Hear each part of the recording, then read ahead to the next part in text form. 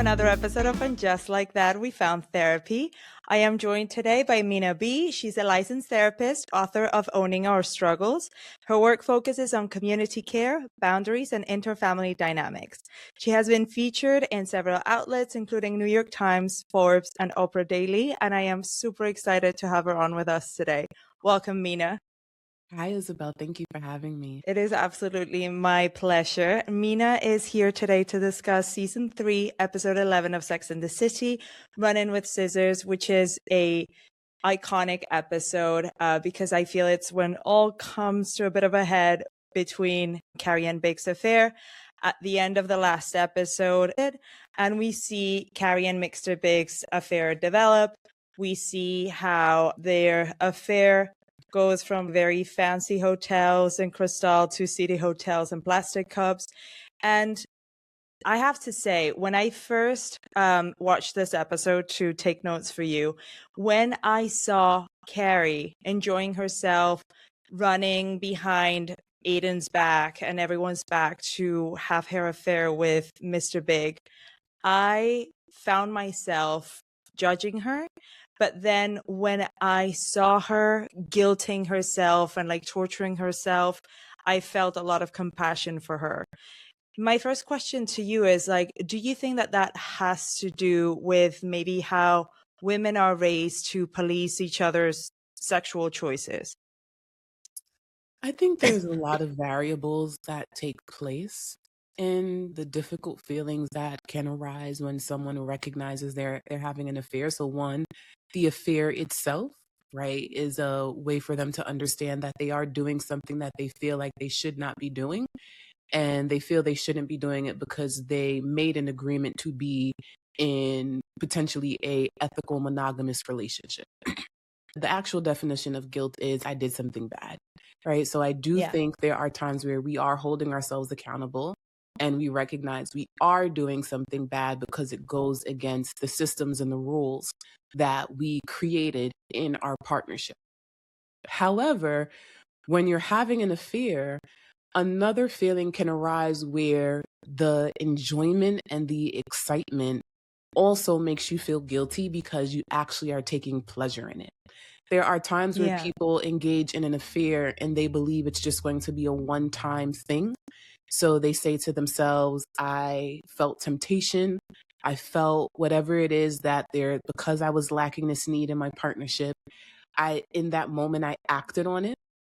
But they're actually surprised that they enjoyed acting on it because the affair is probably illuminating something that is deeply missing from their partnership. But I also think what's very hard when it comes to navigating affairs in society is the duality of our emotions, where I can love my partner and still make choices that hurt my partner. A lot of people struggle with that because there's a belief system that if you love your partner, you would never do anything to harm that relationship. But because humans are so complex and we do have these innate selfish desires for self-pleasure, you can love your partner and also find so much pleasure in doing something such as having an affair because that affair is bringing some level of excitement and joy, and it's meeting a particular need. So I do think women often struggle with the duality of that because we are taught that being good means when we're in a relationship, that one person is supposed to fulfill our needs. And how dare us find someone else attractive? How dare us have desires or fantasies about someone else? And I think if we start to make space for recognizing the innateness of what it means to be human and the complexity around that, we can navigate these situations with less judgment. So I'm not saying it means you have permission to go out and do affairs. I'm not saying that, but I think we use judgment as a way to mitigate affairs. And that's not necessarily the best method because all that does is bring up shame. And if we have shame around it, we're not going to do the work to investigate why this affair actually means something to me in the first place. I love that. And I think that you've also been very careful to say that as women, we are taught to love our partner, and how dare we maybe find somebody else attractive. And I do think that the stigma for women who cheat is different for men who cheat. Do you think that that has to do with the shame that maybe women are put through versus men? Oh, absolutely. I think that there is a gender stereotype at play. And I think it comes from the idea that women are supposed to be good women who submit to their husbands. They are homemakers, they're taking care of their family, and they're supposed to Yeah. find pleasure in that. Right. So when we do hear stories of women engaging in infidelity, I think it causes a major disruption because there's this standard idea of what a happy woman looks like and what the role of a woman is supposed to be. So when she is not fitting that role, there can be a lot of judgment where I unfortunately do think in our culture, people expect men to cheat. So even though Yeah. we demonize it, when it happens, it's like, well, I'm not shocked.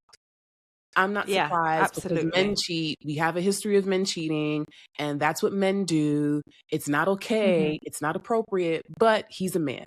Where if it's a woman, it's like, how dare she not be Yeah. so happy at home being the wife and the mother and all of the different things she's supposed to be?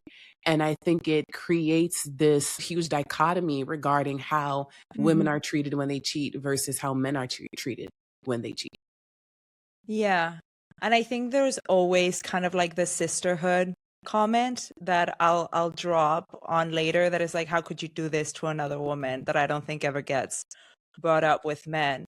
But I find it interesting because the next scene is Carrie talking to Miranda about it. She's like, I need to tell you something, and like I hope you don't hate me for it. And she comes out with it, and she's like, listen, I'm having an affair with Mr. Big, and I've also started smoking, so feel free to delete me from your Palm Pilot or whatever form of BlackBerry they had back then. And Miranda is a great friend, and she says, give me a cigarette.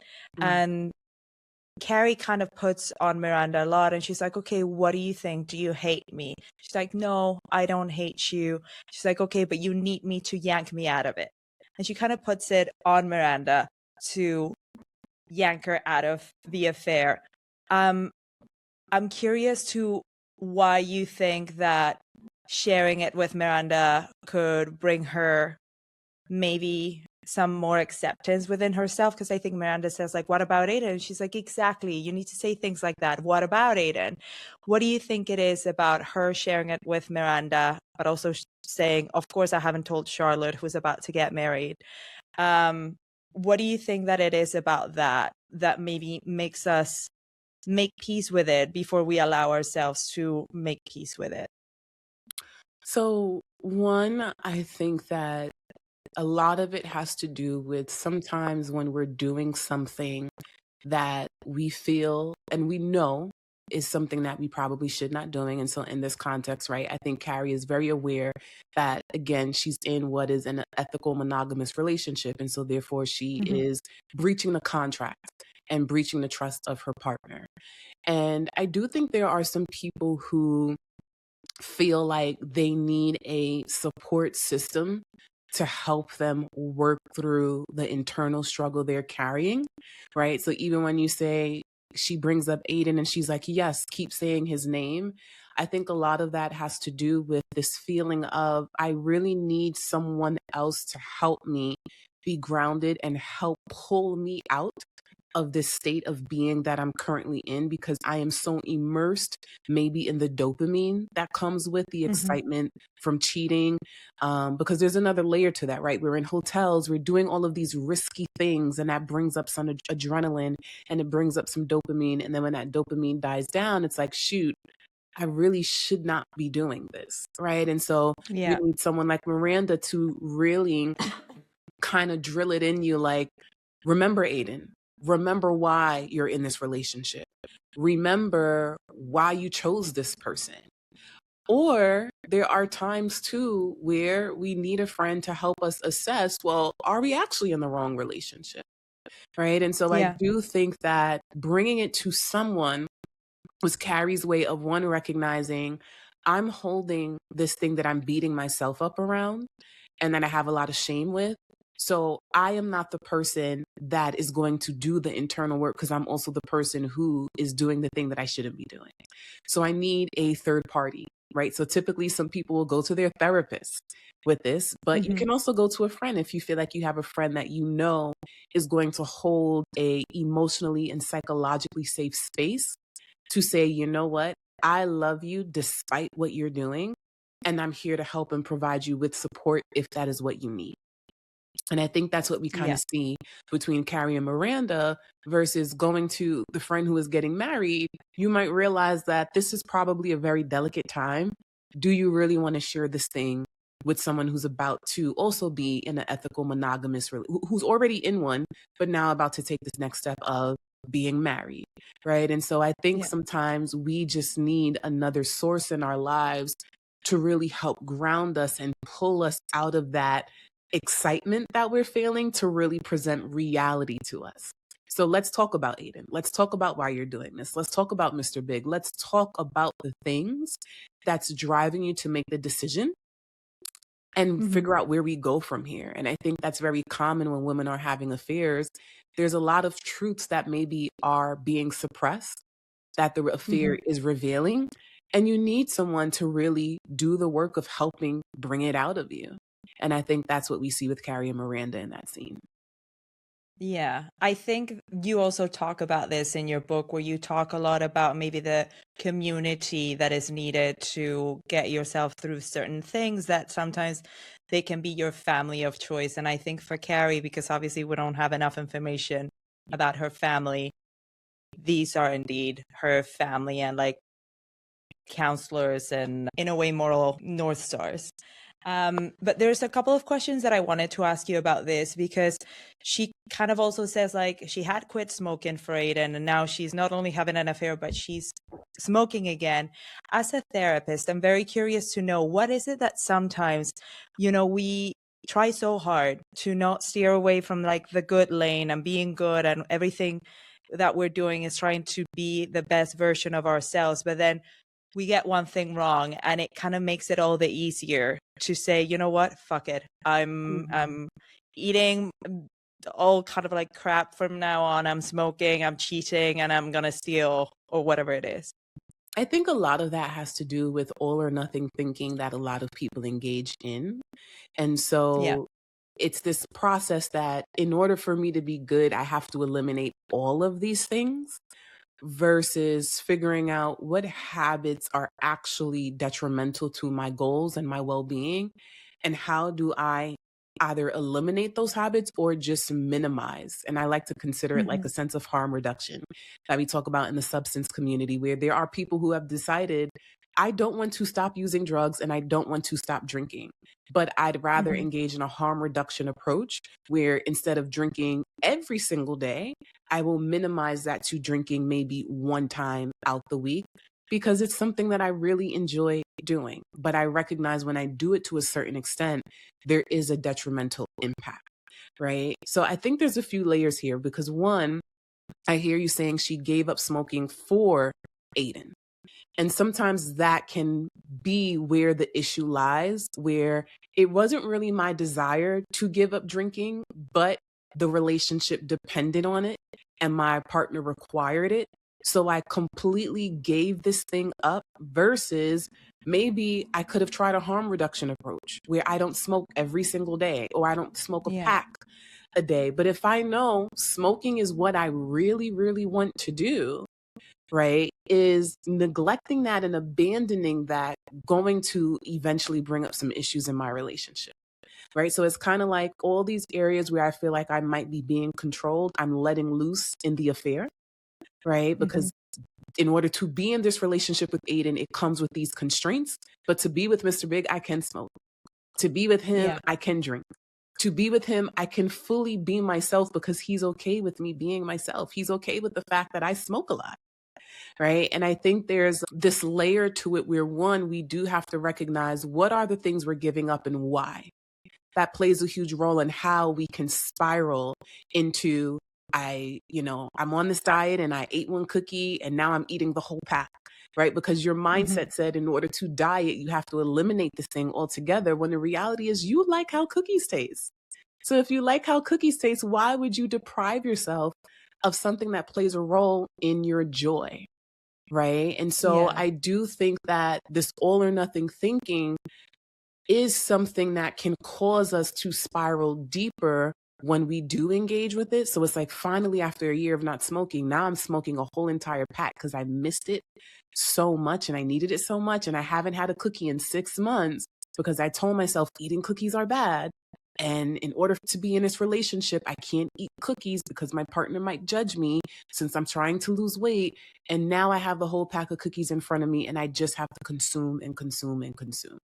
And a lot of that Do you has to think do. that, because as I'm hearing you talk about this, I love the take that you're taking, but like I always thought there was some self-hatred of like, okay, now that I hate myself for this, I'm gonna self-harm. Do you think that there's a big component of that, or it's like depending on the situation? I do think it depends on the situation. I do think that there can be times where people are engaging in self-sabotage and they're utilizing these particular tools as a way to maybe handle a core wound. And since I already feel bad about myself, I deserve this pain and suffering. So therefore, I'll just continue down this cycle.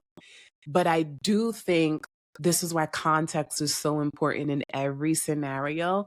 It really depends on what is driving that behavior, because there's a difference between I truly enjoy this thing and I felt like I had to give it up to be accepted versus I have such low self-worth that I'm going to participate in things that kind of prove I'm not good enough anyway. So why try? Why try to be healthy? Why try to Yeah. do the right thing if I have this perception that I mess up all the time? And sometimes that narrative is created when we grow up in family environments where there's poor cohesion. And so you may have grew up with emotionally immature parents that put you down a lot. Maybe you had difficult sibling relationships where you experienced a lot of bullying. So your self-worth was already formed in a way that was kind of weak from your familial foundation. And then as you went on to create friendships and engage in romantic relationships, you were easily wounded by rejection because it kind of solidified this idea that I'm not lovable, I'm not good enough, I'm not worthy enough. And so why even try to be better? Why even continue to try not smoking? I might as well just smoke the Yeah. whole pack. Right. And so I do think that there are different ways this can come about, but I do think context around what's driving the behavior is very important. Yeah, I think that's such a clear way to differentiate the two, and I don't think that I had seen it that clear before. Um, the other thing that Carrie says when she's talking to Miranda about this is like, do you think that he just wants me now because he can have me? And I wanted to ask you the question of like, what do you think that it is that sometimes it does feel like it takes, especially for men, it feels like they have a radar where they're like, oh, she's moving on. Let me remind her of my existence. My two questions here are like, what do you think it happens with some men that do have that, oh, now that she's gone, I want her back, but then it can be fleeting? And do you think that that was Carrie's intuition coming in and maybe not giving so much value to him saying like, I want you now? Yeah, I do think that it could be intuition and it might just be based off pattern, based off things that you've witnessed and things that you recognize are happening in the relationship. But when it comes to why do men or even people do this thing, there are so many different reasons, but I would say sometimes a lot of people struggle to, one, feel that they are worthy enough to have what they have. So when you struggle with low self-worth, it's kind of like this self-fulfilling prophecy where I don't feel good enough. And even though I found someone who loves me and cares for me, because I don't feel good enough, I engage in behaviors that sabotage the relationship, that makes the person no longer interested in me without even realizing it. And so that's more of like a self-fulfilling prophecy because it's driven Yeah. by my low worth and it's driven by my low self-esteem. And I do think some men do struggle with their self-esteem. And so when they do find something that feels good, and they find a woman that does care for them and love them, they may struggle with their own internal pain and low self-worth that they don't realize they're engaging in that self-fulfilling prophecy of not really cherishing the thing, but instead engaging in behaviors that pushes the thing away, because they don't necessarily know how to be attuned to that thing. So I think that's Yeah. one of the things that can happen, right? Now, unfortunately, I think there are other scenarios where there are cases where people enjoy novelty. And there's this perception that maybe love can be fleeting or newness is the thing that brings joy because it brings that dopamine. Think about how we have phrases like the honeymoon phase. There are a lot of people Yeah. who don't know how to there are a lot of people who don't have relational skills to move past the honeymoon phase. They only know how to be in the fun stage. We're enjoying each other's time. We're having great sex. We're having spontaneous nights. But because I never learned things such as conflict navigation and how to repair ruptures, Yeah. once we are out the honeymoon phase and we really have to tackle real life issues, I realize I don't have the skills for that. Another thing might be boundary differentiation, where once all this excitement and stuff is outside of that, learning to be a unit while also honoring autonomy, I don't have the skills for that based off how I was raised or the relational patterns I grew up around. Right. Another thing could be the sense of competition and scarcity, where I believe love is limited. I believe love is scarce. And so as a result of that, if I'm not getting all of the attention, it stirs up some internal self-esteem issues. So when you see your partner being someone who's probably very extroverted and autonomous, it can feel like, well, why aren't they giving me all their praise and attention? And why aren't they always around me? Right. And so that can also bring up some sabotage in the relationship because a lot of men, I notice, at least in my work, is that some men don't know how to move into the deeper stages of relationship. It's like I first can do the work of dating because I maybe like the thrill of seeing who's attracted to me, who likes me enough to go on Mhm. a date. And when I go on this date, we're just really getting to know each other. It's the surface level stuff. We're going to the bar, we're having drinks. And once we start having sex, it's this great sex. But once it starts time to really move deeper into intimacy, I don't really know how to talk about myself.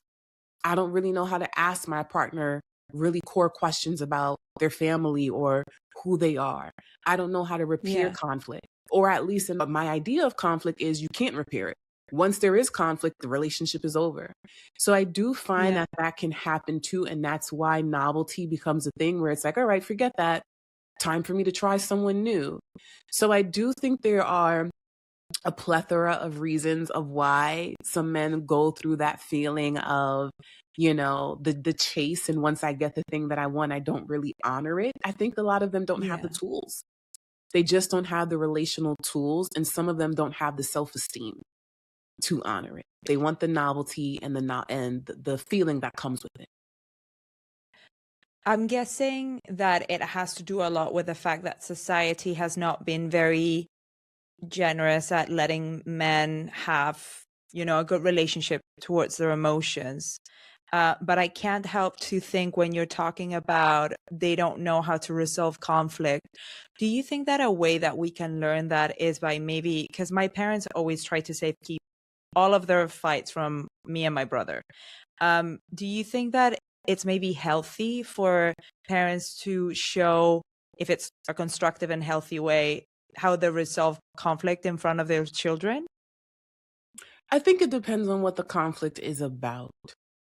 Hmm. Because there are times where children are exposed to things that they're not of a particular developmental stage to understand. So if parents are arguing over infidelity, I would say I don't Yeah. really think that if your child is not an adult, that's most likely something that they should not be exposed too. But if you're Yeah. arguing because, mom asked dad to have dinner prepared and she came home, dinner wasn't even on thawed out, it's still frozen, and she's really pissed Yeah. off, and she recognizes she just explodes in front of dad, right? What mom is trying to express in that moment is, I had a particular need and I feel really ignored. But I also want to show my children that we can get over the fact that the chicken is still frozen, right? And Yeah. so what we need to do is model to our children that, one, arguments can happen, but we can repair arguments. We can repair Yeah. arguments by engaging in active listening. We can also repair arguments by, one, making sure we respect each other even in the midst of being heated. So that looks Yeah. like, what is your tone like? Are you screaming at each other, or can you lower your tone? The Yeah. language that you're using. Are you cursing each other out and belittling each other and calling each other's names? Because that's not necessarily modeling even what healthy conflict looks like. Because you can be angry Yeah. at someone, but you do not now have to dehumanize them in the Yeah. process of being angry at them. So I do think that it can be modeled. But when I do want to go back to what I was saying in regards to men not knowing, I also want to just make sure I'm making it very clear that in adulthood, I do believe that, and this is for men or women, but just going back to that particular part, when we do recognize that we are replaying the same cycles in our lives, it is up to us to say, I need to change this pattern. So yes, I was raised this way. Yes, is what I was exposed to. It wasn't taught to me. But I also want to say that we have choices in life. And so we have to make active choices to say, I need to start doing things differently. Because no, I wasn't raised with proper relational skills, and this is why it's showing up in my romantic relationships. But if that's where the sentence ends, that's going Yeah. to be a problem. So I do want to say, because I think sometimes too in our society, there's more accountability placed on women to learn how to do better, where men still somewhat get away with their incompetence, when it's like you still have opportunities to grow. Right. And so Yeah. I wanted to add that layer too, because I don't want it to sound like I'm necessarily making excuses for men by saying they don't have the relational skills. But I do Yeah. want to also say that men have choices in changing how they show up in relationships. And I think women do have to pay attention to that part. I love that, because I think if anything, I was making excuses, but you're absolutely right. At the same time, the other two storylines, Charlotte is planning her wedding. She's being a bit of a bridezilla about it. And Samantha goes to a bar alone, and she meets Tom Raimi, who is the male version of her. And they exchange 3 sentences. And then he's like, oh, my place is just around the corner. They're about to sleep together when he says very openly, like, okay, when did you last get checked? Which I think is very interesting, because in movies, we never see kind of like that awkward moment where maybe two potential sexual partners take the time to be like, are we safe? Rarely do we see anybody pull a condom or have that conversation.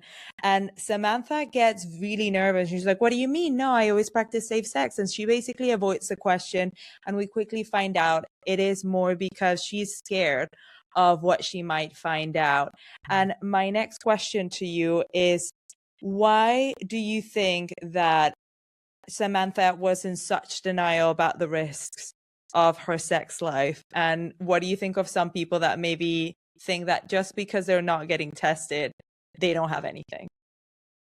I think it goes with this culture that STDs are synonymous with promiscuous behavior. I Mm-hmm. think there are people in society who believe that the only people at risk for developing any kind of STI are people who are engaging in extremely risky behaviors, prostitution, sex work, things like that. So I think they've compartmentalized and excluded themselves from a particular group in society because they've been told that STIs are associated with riskiness, and they perceive themselves as well, I'm having carefree, consensual sex.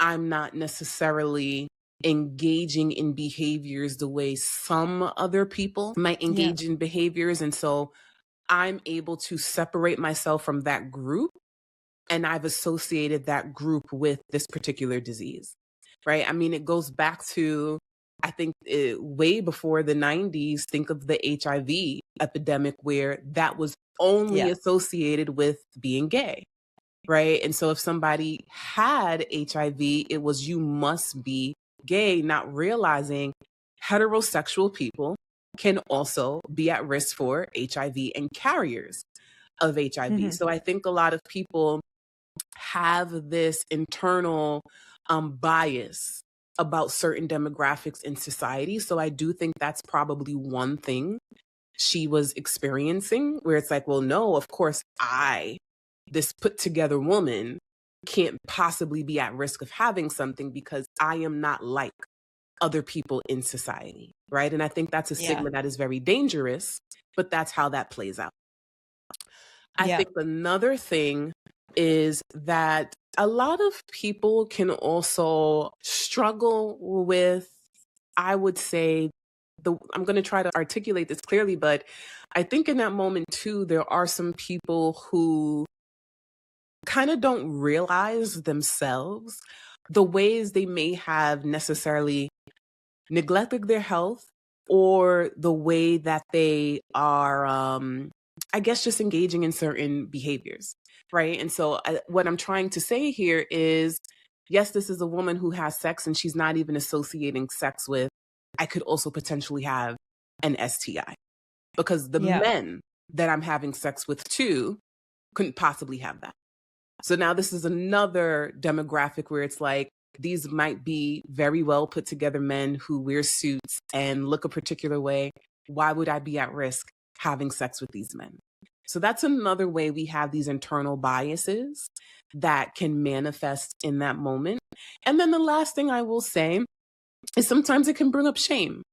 It can bring up Yeah. shame. And I think that shame kind of highlights a lack of education around bodily autonomy and how it is also associated with our health, right? And so you can have the sex that you want, you can have the one night stands that you want, but that doesn't necessarily mean that you shouldn't be getting tested. But a lot of people, unfortunately, I think when it comes to sex education, a lot of people just don't have specific knowledge around that. And I think that could be happening in that moment too, where she just never understood the value of recognizing, you, if you are having casual sex with different partners, you should always be getting tested.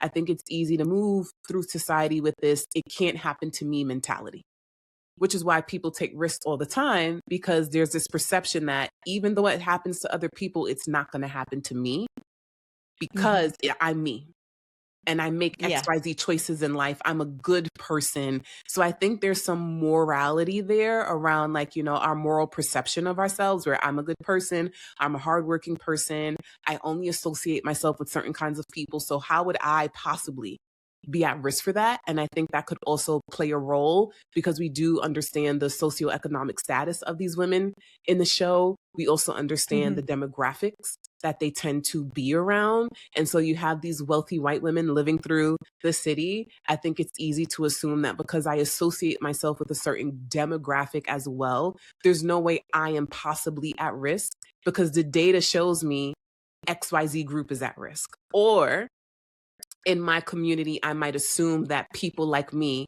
don't get diseases. We don't get STIs. We don't get XYZ. And I think that could also play a role in that interaction that we see happening between them. I completely agree. After that scene, we see Carrie and Big go into another seedy hotel, and then a Japanese businessman approaches Carrie and he's like, "Oh, I've seen you here before. How much?" And she gets annoyed because she's like, "Ugh, I'm leaving. This is so annoying." The Japanese man confused me for a prostitute, and she is storming out of the hotel when she bumps into Charlotte, and then Big comes out and Charlotte discovers them red-handed, and we go to Charlotte and Carrie packing Charlotte's apartment because she's moving in with Trey after they get married. And Charlotte is having this conversation with Carrie where she says, how could you do that? You're the other woman. And like, have you not thought about Natasha? You just think about her like the idiot wife. And she says to her, have you thought what she would feel if she found out? And she's like, of course I think about that. And she says, no, you only think about what would happen to you if she were to find out. And he took vows and he broke them, which is the only thing that she says about Mr. Big. She kind of makes it all about what Carrie's doing to another woman, which goes back to what I mentioned before, that I think when a woman is having an affair, it's double the wrong because you betray your boyfriend, but you also are betraying women. What do you think about that? So I think there are numerous things that are happening. I do agree that there is a double tax involved where, like you said, not only are you engaging in this affair, which is an act of betrayal, but you're also betraying the woman. And that is very, very loaded. I do think that that is a very common thing to bring up both sides and to put a lot of pressure on the woman who is engaging in the affair. And, you know, in my work as a therapist who has worked with clients in these dynamics, I think there are a few things that I have recognized that why this happens very commonly in society. One, when we think of sisterhood and how women really engage with other women based off emotional connections, I think we form these bonds that's rooted in such deep intimacy that there's this feeling of betrayal when we hear that women are doing something that's against, I'll use the phrase girl code, right? It's very high school, but I'll just use the phrase girl code because I'm sure a lot of people understand what that means. Where men don't necessarily bond through emotional intimacy, they bond through social activity. Right. So when you already remove the emotional part and we're just really engaging over sports or beer or work, right, there's also this lack of accountability, but there's also this lack of feeling as if I could be betrayed by this person because the bond really isn't emotional. Where when women form bonds, our bonds are deeply emotionally tied. So as a result of those bonds being emotionally tied, there's this perception that we have a particular rule and code because we're supposed to keep each other emotionally safe and psychologically safe since our relationships are built on emotional attachment in the first place. Yeah. Right. So I think that plays a role in it. Another thing that I think plays a role in it, and this might be a very controversial, unpopular opinion, I'm going to admit, but I do think a lot of it also has to do with control. I think women, going back to what I said earlier, the narrative that men cheat. And so since people know men cheat and they have this internal feeling that men have the capability of cheating, if we create these societal rules that make women feel bad about themselves for participating in the cheating, we may be able to minimize the cheating that happens. Because think about the language. When a woman is having an affair, she's the side chick. But when a man is engaging in an affair and the woman is married, there's no term to describe the man, even though he's not her primary partner, right? And I put that in quotation marks. But the woman, she's the side chick. She's even the whore or the hoe, right? There's this derogatory language to place on the woman. And I find that we believe that shame is a method that can make people change. And I do believe that at some point in history, because I was birthed into a world with these terms, right? So I don't know when this started, but I do believe that at some point in history, there was this perception that if we make women feel bad for engaging in infidelity with men, it will decrease their desire to engage in infidelity because they know if they get caught, they're going to have the double penalty. Not only are you in this affair, but now women are going to come out and shame you for being this awful person. Also, think about it in the context of female friendships. I have heard many stories of men who their male friends know they're having affairs, where when a woman shares with her female friends she's engaging in an affair, they cut her out. They ice her out. Yes. She's ostracized from the friend group, which is why a lot Yes. of women carry this in so much secrecy, because there's also a different way the women are going to treat her, where the men are like, all right, bro, whatever. And even some of them may not agree, but they recognize, I don't agree with your choice, but I'm not going to necessarily terminate the relationship. But I am going to be vocal about the fact that I don't think you should be cheating on your wife. Where a Yeah. lot of women struggle with that duality. So if I believe you shouldn't be doing this, that also should mean I can't be your friend, because we have different values and belief systems, where there are some people who can recognize your values don't impede upon my values. And so I just want you to know we have different values and beliefs, but I'm not going to withdraw my love from you because you're doing something I perceive as bad. And I think that's also the difference in why women hold on to this in secrecy, right? But I also think that's why we see these narratives, just because women form bonds in an emotional manner, and so it feels like an emotional attack. It's a breach against that emotional trust. But I also think the other layer to it is these terms are derogatory for a reason, and it's because we want women to feel bad, and if they feel bad, it might minimize their desire to participate in the infidelity, so that we can get men to finally stop cheating. Yeah, controversial or not, I think you've hit bullseye. I completely see that. I have another question, because we see how Carrie is dealing with herself, and I think it might tie in with the shame that she feels. We see her back at home with Aiden. They're kissing, making out in her bed, and he's doing this noise, and she gets really annoyed, and she kind of gets like snippy and very mean towards him. What do you think happens behind the scenes as the female cheater, that she is mean towards Aiden? Do you think that is her judging herself and maybe feeling unworthy, or is she just dealing with a lot? I think she could be dealing with a lot.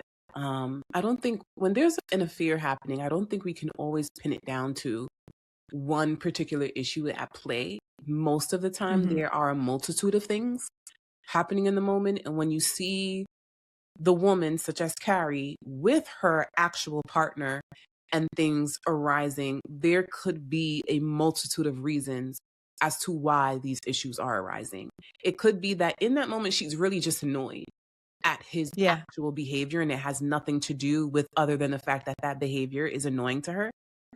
It can also maybe do with the fact that there's this parallel process happening where when I'm with Aiden and I'm doing the same exact thing with Mr. Big reacts in a way that turns me on, where Aiden reacts in a way that deeply disturbs me and bothers me. So my annoyance level is starting to increase because I'm having these similar interactions at the same time. So if I was with Mr. Big last night and we did this, now I'm with Aiden today and I'm trying to do it with him, you might start to think about Mr. Big wouldn't do this. Mr. Big doesn't react this way. So that's one common thing that could happen. And another layer to it could be that since Carrie is in this stage of internal conflict, it could be both things are happening where she's carrying so many thoughts and feelings in herself about the relationship, her mood and tolerance is changing. So it's possible Aiden has done this in the past and it never bothered her, but because she is in a difficult internal state, that can impact her mood. And so she might find herself snapping at things she normally tolerated or thought was normal, but that might just have to do with the internal conflict is now impacting her mood and her stability. And so now natural scenarios and situations are just impacting her in a different way because she's more angry than she normally is. She's more depressed than she normally is. The confusion she's experiencing is also impacting her sense of stability in the moment. And so mood fluctuations are very normal when you're in this difficult internal state where there's confusion, where there's ambivalence, and you're dealing with two completely different people and you're holding up secrecy. Secrecy can also be very heavy on the body, right? And Yes. so, and then you have to add in the dynamics of not only am I dealing with secrecy, I have friends who one is mad at me, the other one is not mad at me, but I also feel some shame and judgment. And I opened up to her, and even though she's not judging me, I'm judging myself. And so just remembering too that our moods can change when we are just dealing with a variety of issues at once. Yeah. Okay. And then we get to the end of the episode where Carrie and Big are at Mr. Big's apartment, and Carrie's just like, ugh, I have gotten to the worst of the worst because I was having sex with my ex-boyfriend in his apartment that he shares with his wife, and he leaves her there. And Natasha walks in on Carrie, and Natasha tries to go running after her, and Carrie's just like trying to outrun her, but like very poorly. So Natasha falls, breaks her tooth, and like breaks her lip, and then insists on Carrie coming with her to the hospital. So she's the one that calls Mr. Big. I don't know if you remember this scene, but like I always found it fascinating that Natasha was like, no, you're coming with me to the hospital. Do you think that that is part of like the sisterhood that we have embedded in us? And even if she is a woman that is sleeping with my husband, she is a woman that will take me and keep me safe? So my perception is that when the woman gets caught by the woman, sometimes there's this perception that you owe me now because this is your fault. My tooth being chipped is your fault. So now you have to go through this process with me. And I'm viewing it as punishment. And it's interesting because there are some people who might view that as an act of kindness, where it's like you actually want her to be the person who goes with you to the hospital during like this difficult time. Like, wouldn't you want a close confidant by your side during this time? And wouldn't you want separation between you and this woman in this moment? So I do think there are times where some woman might feel like this is your payback. This is how I'm going to punish you because technically you're at fault. I wouldn't have been chasing you if you weren't here. And so now you have to accompany me, and I'm making it mandatory that you do it because you should already feel bad about my chipped tooth. You should already feel bad that you're cheating. And so now I'm going to drag you through this process so that you can continue to feel bad about yourself. So I think that's one layer.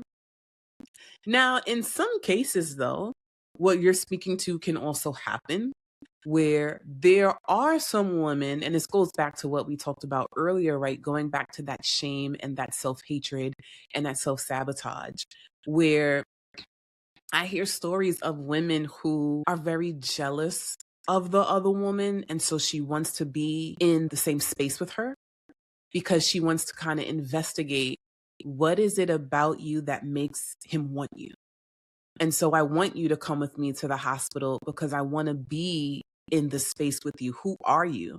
What makes you so special to him? Why is he choosing you and not choosing me? Right? Because I am his wife. And so how dare he step out on me? But maybe her self-esteem is so low. She perceives it as he's cheating because I'm so broken. I'm so unworthy. She's making his cheating a personal attack. And sometimes that personal attack can also look like, if she already has low self-esteem, she might actually admire the other woman, right? And so that might look like, I want to be around her so that I can kind of investigate things about her, right? So that could be one layer. And I think going back to the concept of, again, dealing with low self-esteem and hatred, it could be a scenario where she feels like I have no choice but to have her around me in this moment because I do need nurture and I do need care. And I'm going to use the situation to get that out of her because I also feel like she should be responsible for giving it to me in that moment because she's the one who hurt me. So now she should hold herself accountable by acting as the close confidant and giving me the emotional support that I need because it's her payback, but also it's how she should hold herself accountable in this moment. Yeah, I love that. I had never thought about it like that. But then we get the message that the affair is really over, it's when Carrie says, "We're so over, we need another word for over." So maybe I'd like to ask you what your advice be for the girls on this episode. I think for Samantha, I'm very curious to know, because I think she has such a meltdown when she has to go through doing the HIV test and STDs, and she faints when she sees that the doctor is taking her to the small room, which is allegedly where they take you to tell you that you are HIV positive. Do you think that she judged herself when faced with her sexual choices and what that could mean in terms of the result of the test? I think so. I think that's very common when a person develops an STI, to judge yourself in that process, to believe that you did something wrong, you did this to yourself. You did something wrong, you did this to yourself. It's very common to kind of put all the blame on you. You should have asked questions. You should have gotten tested a long time ago. You should have done all of these things. I think that's just a common human reaction when we're faced with a very hard truth. It's easy to pick ourselves apart, whether it's about an STI or something else. I'm sure a lot of people have scenarios in their lives where they're like, I could have done something differently. Why didn't do something differently? And so I think sometimes when we are in a scenario or a predicament where we're being faced with the truth, or potentially being faced with the truth, because she didn't even know what the truth was in that moment, but she's creating these scenarios in her head.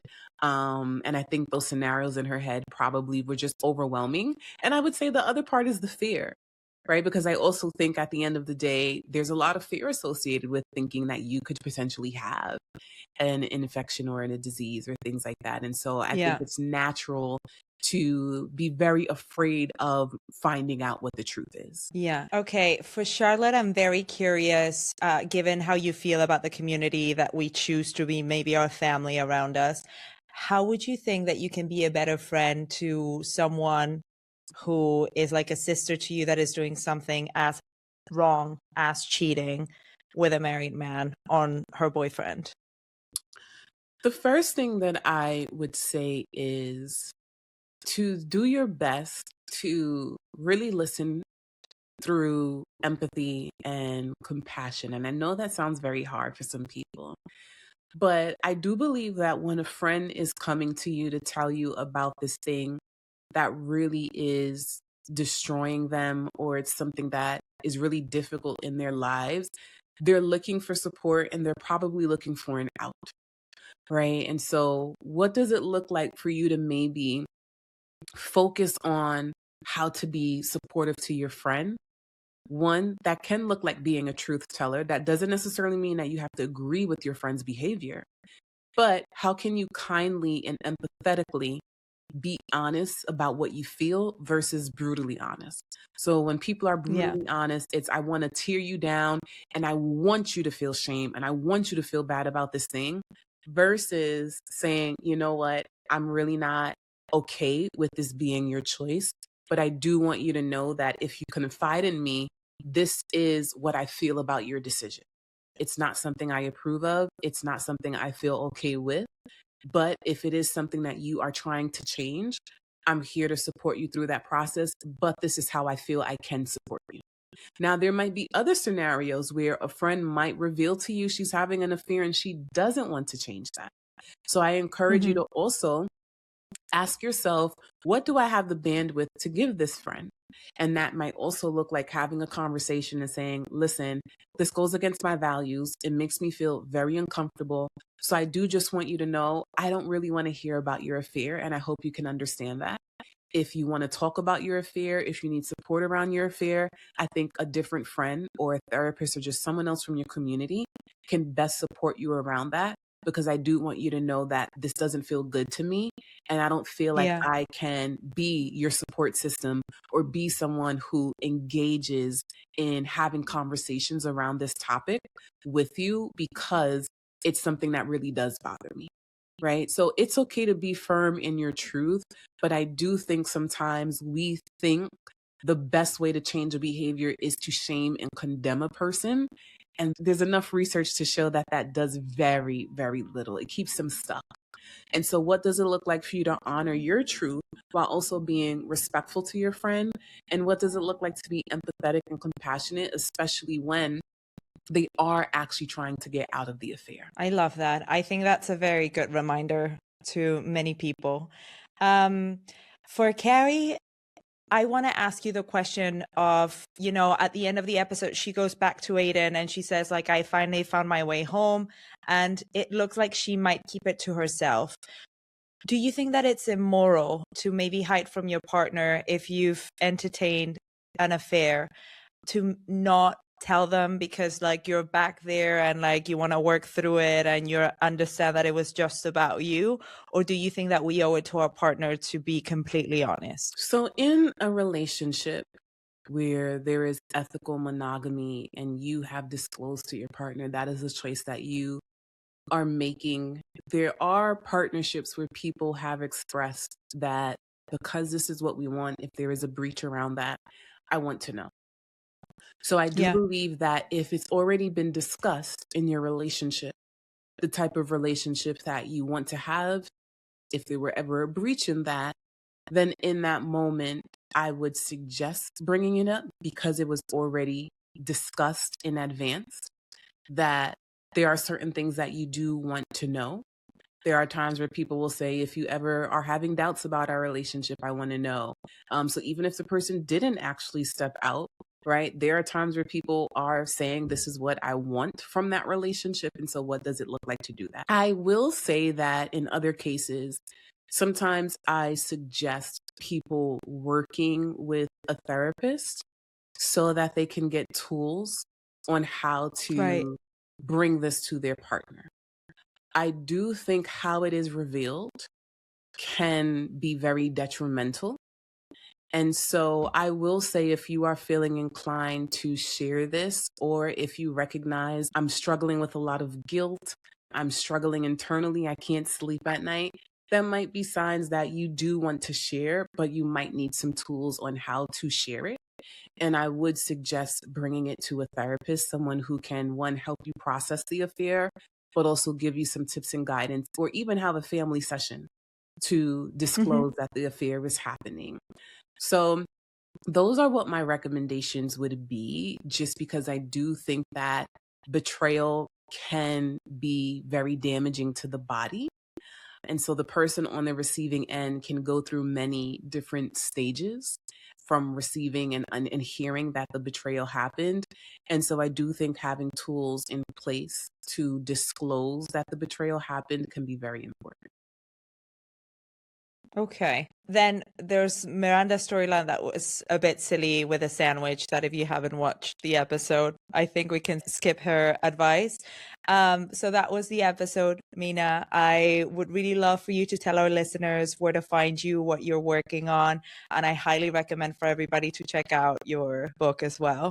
Thank you. Well, you can order a copy of my book, Owning Our Struggles, wherever books are sold. And you can continue to learn from me by listening to my podcast, This Feels Familiar, which is available on all podcast platforms. You can also subscribe to my newsletter on Substack, All the Hard Things. And you can find me on social media at Mina B. Thank you so much, Mina. I'll plug all of that also in the show notes so that people can find you. Thank you. Thank you for tuning in to another episode of And Just Like That, We Found Therapy. If you loved it, follow the podcast, leave a 5-star review, and send this episode to someone who needs it. It really helps the show.